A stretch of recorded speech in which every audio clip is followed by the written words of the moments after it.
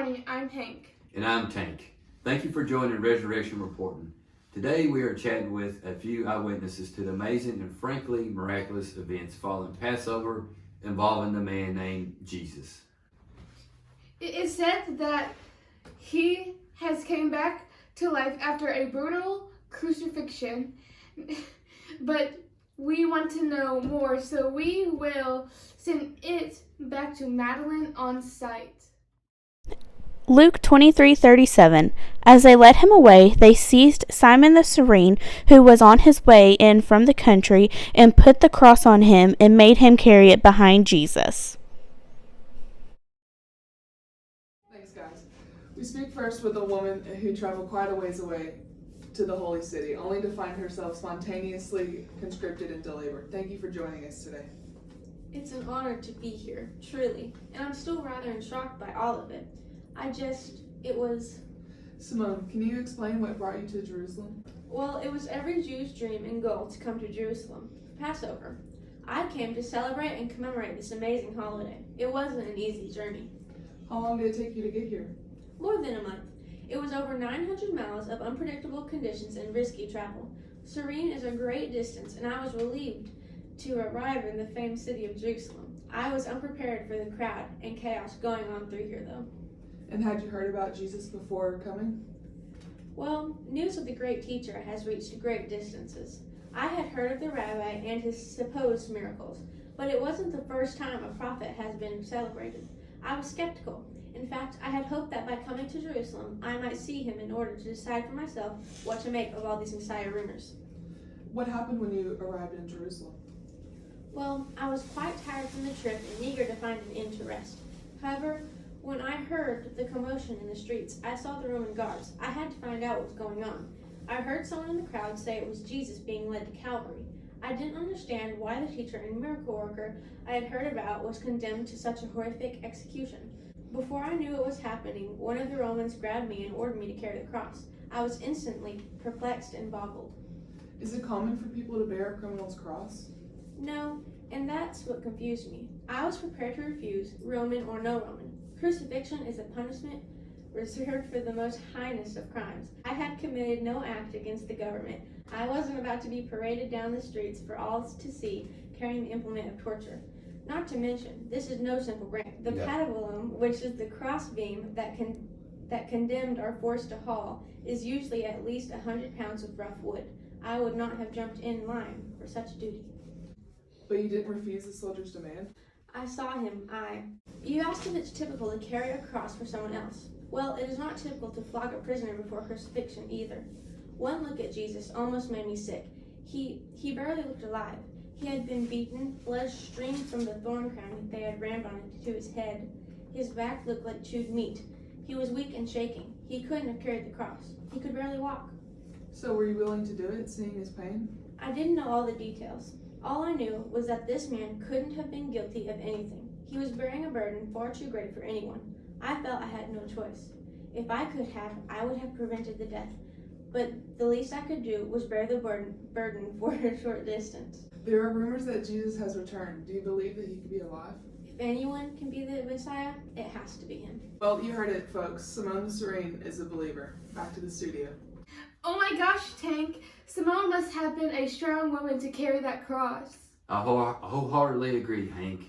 I wonder if she realized this was a blessing in disguise. One thing I do know is we will be back after these brief messages. Mark 15:9-11. Do you want me to release to you the King of the Jews? Asked Pilate, knowing it was out of self-interest that the chief priests had handed Jesus over to him. But the chief priests stirred up the crowd to have Pilate release Barabbas instead. Welcome back. Next we're going to hear from somebody with a very questionable character. We're sending it back to you, Madeline, on site. Thank you. Well, I am here with Barbara, the prisoner who was released in place of Jesus. Now, word on the street is that Pilate did not want Jesus killed. In fact, she tried in multiple ways to let him go. It is customary during Passover to let one prisoner to receive a pardon. And the governor thought maybe this could be a way to release the Christ, but the crowd did not call for that. Barbara, welcome. Well, could you tell us why you're in prison, ma'am? I was with a group of rebellious zealots. We are sick and tired of this Roman oppression. Down with the Romans, out with foreign rule. We don't consider a few acts of murder too great a price for relief from this suffocating government. So, you committed murder? I hardly consider it murder when the scum we are ridding are so horrible. More a favor to society, but yes, there were some killings involved in our actions. We were in jail awaiting trial. Actually, we were awaiting execution, time and details to be determined. Are you aware of the tradition of prisoner release? Of course, but I hardly expected to be chosen, and when I heard that Jesus had been taken in, I figured the crowd would easily beg him to be let out. Why did you assume that? Word travels around. I knew how excited and celebrating these crowds were when Jesus came into town. They hailed him as Messiah. Surely these same people would be in favor of setting him free from prison. What do you think happened? It's only a guess, but I think the priests were upset by Jesus. I had heard a few things about him. It's possible they bribed the crowds to cry against him. All I know is 1 minute I was in my cell, head spinning, body stinking, stomach growling. Next minute I was in front of the crowds next to Jesus, who didn't look so grand himself. And then the crowd was hollering my name. They removed my shackles, they let me go, and Jesus, they took him away. Where did you go once they released you? I couldn't quite believe it. I didn't quite believe it.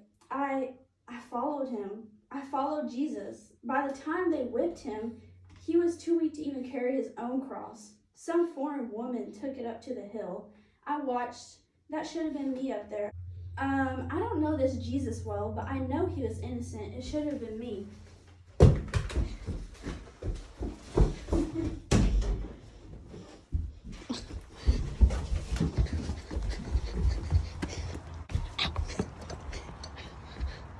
It looks as though the conscience of a criminal may be returning, even after a lucky break. We will try and catch up with Barbara. Meanwhile, there's one more woman we'd like to talk to, but first we'll send it back to the studio. Wow, look at her go. That brings a new meaning to run it like you stole it. Yes, it does. That is one mischievous lady. You talk about a guilty conscience. One thing I do know is we'll be back after this brief message. Matthew 27:57 through 59. As evening approached, there came a rich man from Arimathea named Joseph, who had himself become a disciple of Jesus. Going to Pilate, he asked for Jesus' body, and Pilate ordered it to be given to him. Matthew 27:60 through 61.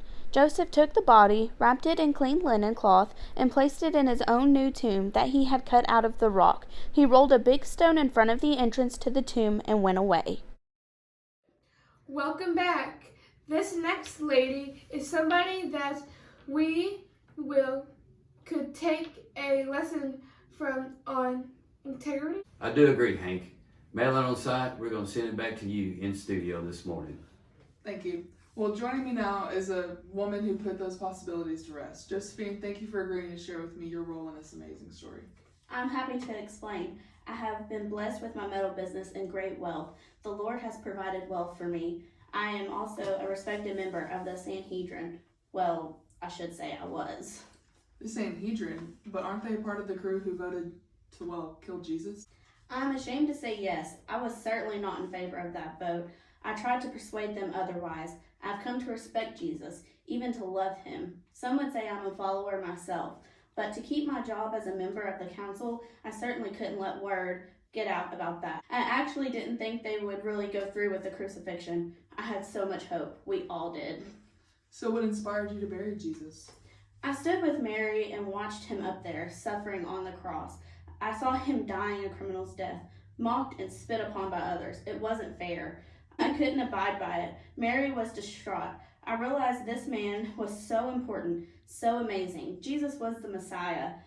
I know it. I wait, as do so many others, for the kingdom of God. This was its fulfillment. I couldn't let Jesus just die anonymously and be disgracefully cast aside, but I couldn't take him without permission either. Permission? Who did you ask?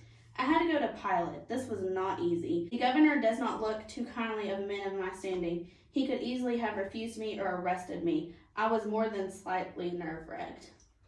But you could have just easily stopped by and left. Why did you go so boldly to Pilate when it could have cost you so much? I loved Jesus. I do love him. I don't care what it cost. I had to see him put to respectable rest. So where did you put his body? I have a family tomb set aside. Getting along in years, I made myself need it before too long. But I would much rather it get used now by someone so much more worthy than I. I knew I could place Jesus in my tomb, but first I had to retrieve his body and prepare it for burial. But wouldn't that make you unclean according to Jewish standards? What are standards when Christ came to change eternity? Yes, it was risky. I will doubtlessly lose my place of standing, much of my money, and possibly my life and freedom, but for what I did, but I do not regret or deny my actions for a moment. Every ounce of my being now lives to find out more about Jesus and to honor him however I can. Have you heard the word that he may be alive? I know he is. I know that he died. He was in my arms. I wrapped him in linen, embalmed him with spices, and I know his body is no longer in the tomb. What would you say to those who claim the body may have been stolen? I was worried it might happen. I had a stone rolled across the tomb to prevent it. This was no pebble. It took 4 grown soldiers to place it there, and I had them guard the place. There was no robbery. This is God's doing. He is risen. He is alive. Well, there you have it, folks. From those who saw and touched him firsthand, the story of Christ's death and declared resurrection. It seems they believe it. Do you? And now we'll send it back to the studio. She did a full 180 on her beliefs, Tank. How brave is that? Wow, that was extremely brave of her to give up such an important position in her life for a newfound belief in somebody she barely even knew, Jesus Christ. There you go. 3 accounts of Jesus' death and the resurrection. It seems they all believe. Do you? Thank you for joining us and have a good day.